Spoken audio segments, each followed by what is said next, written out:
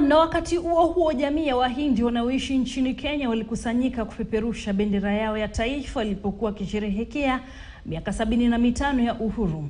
Akizungumza katika hafla hiyo, kamishna mkuu wa India nchini Kenya, Namgya Kampa, amesema kuwa ushirikiano kati ya nchi hizo mbili haswa katika kilimo umekuwa ukiimarika na wanatafuta maeneo zaidi ya ushirikiano kwa manufaa ya pande zote za Kenya na India.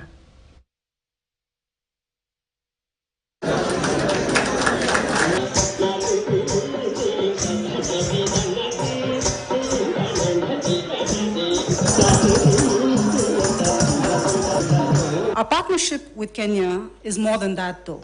Together with shared prosperity, shared security is a key pillar for a durable partnership.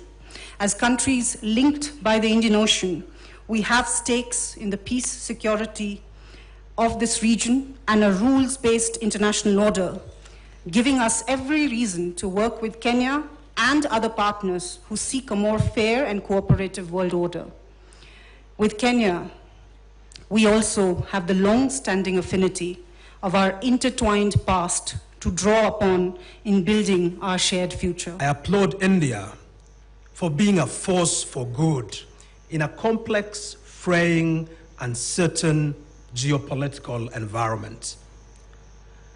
And as for Kenya and India relations, as my dear sister has mentioned, we can be certain that our fraternal bonds, our people-to-people friendship, our shared values of openness and democracy, and the visions of our leaders will not only shape the trajectory of our partnership, but will endure and serve our turn long after we are gone.